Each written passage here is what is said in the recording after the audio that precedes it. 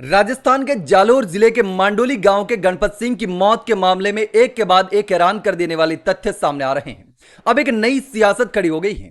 मैंने आपको दिखाया था कि किस तरीके से रतन देवासी पर लगातार आरोप लग रहे हैं, लेकिन अब रतन देवासी पर आरोप लगाने वाले एक व्यक्ति परसराम डाका, जो लगातार रतन देवासी पर हमलावर थे, अब रतन देवासी से खुद माफी मांग रहे हैं और कह रहे हैं कि रतन देवासी गलत नहीं थे, हमें पता नहीं था और हमने रतन देवासी के बारे में गलत बयानबाजी कर ली। एक और नेता है जिसने रतन देवासी को लेकर के बयानबाजी की थी और उसका जिक्र भी इस वीडियो में किया गया है। तो रतन देवासी लगातार कह रहे थे, सोशल मीडिया पर पोस्ट करके भी, इस खुलासे के बाद में भी कह रहे हैं कि मेरे पर जो लोग आरोप लगा रहे थे उनको अपने आप जवाब मिल गया। लेकिन अब परसराम डाका ने वीडियो जारी करके रतन देवासी को लेकर के क्या बातें कही हैं? आखिर ऐसा क्या हुआ अचानक से कि परसराम डाका रतन देवासी के समर्थन में आ गए? सुनिए कि परसराम डाका ने रतन देवासी को लेकर के और इस पूरे मामले को लेकर के क्या कहा। तो बात घूम घुमा के आ रही थी, रतन देवासी जी आप चुप थे, तो हमें भी ऐसा लगा कि आप धरने में नहीं आ रहे हो, सवाल नहीं उठा रहे हो, तो मतलब मामला कहीं न कहीं आपके ध्यान में है। लेकिन हम गलत साबित हुए। दिलीप सिंह जी की बात जब नार्को टेस्ट की सुनी तो उससे पहले मैंने भी आरोप लगाया था कि मैं नेताओं का नार्को टेस्ट होना चाहिए। तो दिलीप सिंह जी की बात होने के बाद हमें मतलब और भरोसा ज्यादा हो गया कि भाई कहीं न कहीं ये बातें आ रही है। दिलीप सिंह जी अगर कह रहे हैं, वयोवृद्ध नेता है, तो मामला कुछ न कुछ होगा। तो हमने भी एक वीडियो बना लिया आपके खिलाफ। नहीं बनाना चाहिए, लेकिन बना लिया क्योंकि मीडिया जिधर जा रहा है उधर अपनी भी सोच चलेगी। लेकिन मैं कहना चाहूंगा दिलीप सिंह जी, आप इस तरह दूसरे जिले से आकर हमारे जिले का जो स्वर बिगाड़ना चाहते हो, हम राजपूत, कड़बी, बिश्नोई, जाट, रबारी, सारे मेघवाल भी, सारा भाईचारा कायम है हमारे यहाँ, और आप इस तरह आरोप लगाते हो। तो मैं कहना चाहूंगा नेताजी, आप भी चुप थे और अभी भी आप से जब ये केस खुल गया है तो भी आप चुप है।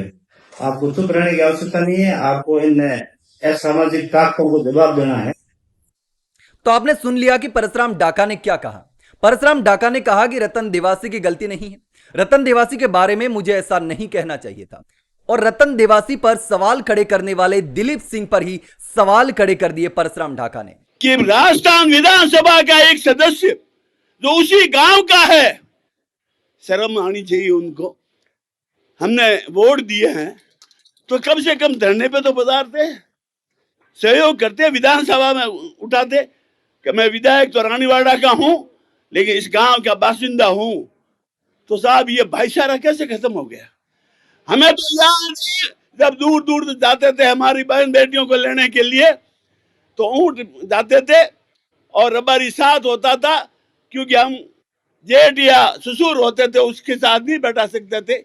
रबारी पीछे बैठता और हमारी बहू बेटी आगे बैठती और वो आना लेके हम आते थे। ऐसा विश्वास पात्र वो देवासी समाज था और उसको कलंकित करने का काम किया है तो इस विधायक ने किया है। क्योंकि दिलीप सिंह ने डरने से ही रतन देवासी पर कई सारे आरोप लगा दिए थे, अनाप शनाप आरोप लगा दिए थे, और उसके बाद में परसराम डाका ने भी कहा कि आरोपियों की बजाय रतन देवासी का नार्को टेस्ट होना चाहिए। जो पहले मैंने वीडियो बनाया था उसमें आपने सुना भी होगा, लेकिन अब बिल्कुल उसके उलट बात कर रहे हैं रतन देवासी को लेकर के।